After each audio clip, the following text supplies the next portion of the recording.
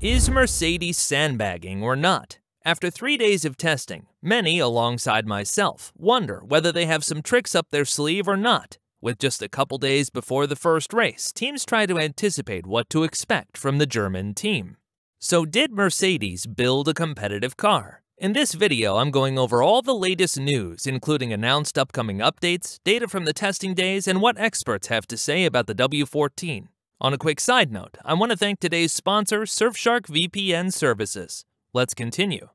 The 2022 season was a disastrous year where Hamilton didn't manage to win one single race. Not only was this the first time in his F1 career ever, but rumors spread by Jenson Button now reveal that it might have further implications. According to Button, Hamilton wants to wait to extend his contract until he knows that Mercedes can offer him a competitive car this season. Is he going to sign if the car is uncompetitive because he wants it to be quick again before he retires? Or is he thinking, if it is not better, I am just going to retire? Who knows? Hamilton has always defended his own team and praised the engineers for their hard work and dedication. Even after the mixed testing days, Hamilton defended his team by saying to Racing News 365, "I have been driving for this team for a long time now. But every year, all the engineers and team members are as dedicated and devoted to overcoming any kind of problem. I enjoy participating in this team. It is not only the guys on track. In the factory, loads of people are plowing through the data, and I am proud to honor them too, so I really hope we get back on top." By no means does it look like Hamilton is thinking about quitting, but as we have seen in the past, all that matters to most drivers is how competitive their car is. The first 2 days of testing were quite disastrous. However, on the last testing day, it became clear that Mercedes is capable of solving their balance problems, and therefore significantly improved their pace in the long as well as in the short runs. Technicians from other teams, as stated by Racing News 365, mentioned that the W14 can only partially solve the problems the W13 had. Many technicians believe that the 2023 car won't lend itself to developments that increase performance in an appreciable way, whilst maintaining the current aerodynamic concept. The biggest issue they currently have is that it takes a long time before Mercedes found the correct setup. Luckily for the drivers, the biggest improvement we have seen so far is by controlling the porpoising issues. But before we continue, I want to thank our sponsor for today's video, Surfshark. I recently came across their services, and I must say I am really impressed with their VPN services. I generally use their service to get access to movies and videos that are available in other countries, but not in the United States. But besides binging movies and series, I also use Surfshark to get access to sports services all over the world. Even my friends from the UK got hooked onto Surfshark so they can watch the F1 races on F1 TV Pro instead of needing an expensive membership from Sky Sports. A big question my friends had was whether Surfshark is easy to use. Well, I can tell you from personal experience that the Surfshark app for TV, phone, tablet, and computer makes it extremely user-friendly. Even more good news is that Surfshark has 3,200 servers in over 100 countries, meaning that you can watch even more geo-locked programs and services in different territories. Worried about Surfshark storing your data? No need to, as Surfshark does not monitor, track, or store what you do online, so you are safe to watch more of the Racing Guru. If you use my promo code TRG, you not only get 83% off, but also 3 extra months for free. Check my description for more details. Now let's continue.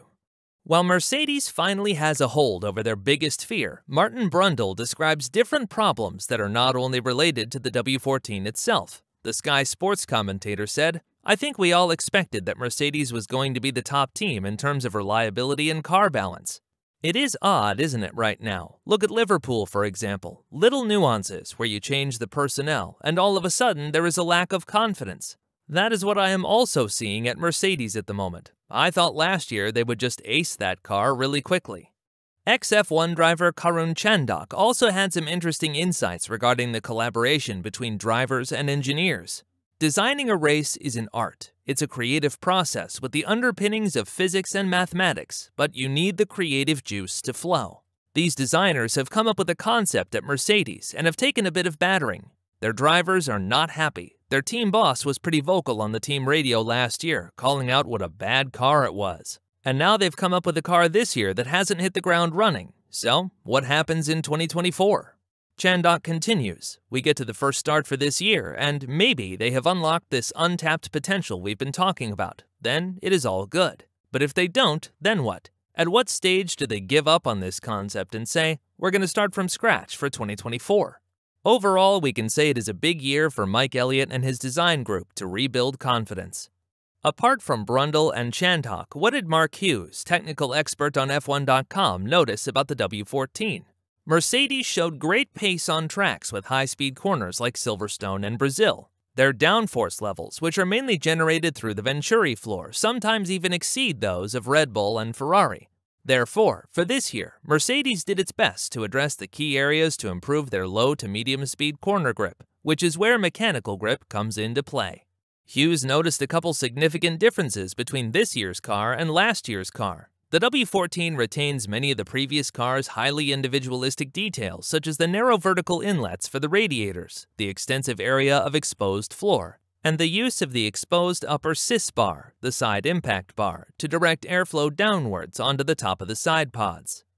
But the lower side pod contours have been smoothed out in profile, flattened towards the front and elongated towards the back. The side pods no longer merge indistinctly with the engine cover, but instead are separated by a high cooling cannon which carries the expelled air from the radiators and exits it out the back, either side of the exhaust. This has reduced the need for the big cooling louvers on the side pod top, although there is probably the option there to introduce louvers for the hotter races. However, one of the main questions is, why didn't Mercedes change their design to that of Red Bull or Ferrari? According to Toto Wolff, this was an easy decision. We have analyzed it back and forth, and as you can see, the side pods are still very different to any other car. We believe this is not a performance relative part. Obviously, there is no such thing as a holy cow. We have looked into everything. We believe that if we changed the concept, we could have ended up 3 steps backwards, only to take 2 forward.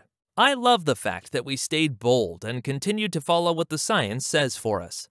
We can definitely say that Mercedes is bold, but will it really bring them something going into the first race? According to the data analyzed by F1.com, Mercedes is still ranked as the 3rd fastest behind Ferrari and Red Bull, but before Aston Martin. However, Mercedes is not sitting still as they confirm that they have a plan B in case their current design proves to be disadvantageous compared to the Ferrari or Red Bull. One of Mercedes' chief designers said, "We have bodywork upgrades coming and it will look different. It won't look like someone else's car. It will look like an evolution of ours. That is on its way." Elliott even confirmed that it is not their plan to copy the Red Bull concept. But there is more. In order to motivate all the staff in the factory to make sure they get a better season than last year, Wolff decided that the horrible W13 is being placed in the lobby of the factory. Wolff said, "Initially, I wanted the car in the lobby to remind everyone that we can't lean back and relax, but now I want him in the lobby as a symbol of courage and dare." We took a radically different design approach last year. We were brave enough to do so, and we failed. For me, it shows a lot about the mentality of this team and how important it is to deal with both success and failure. I wouldn't want us to take a conservative approach in the future. We have to keep taking risks and stay courageous. We have seen that Mercedes is capable of quickly developing their car, as proven by all previous years, and especially by last year, although the budget cap and developing time were limited. The German-British formation is focused on getting back to the top after years of much success. What is hopeful for all the Mercedes fans is that the first race is driven on the track where they just finished almost 400 laps in just 3 days' time. As Mercedes struggles the most with finding the right balance, they should have enough data to make sure their balance is on point for the first race this coming weekend. Whether it is good enough to fight for the race win, or even to keep Aston Martin behind them, is yet to be seen.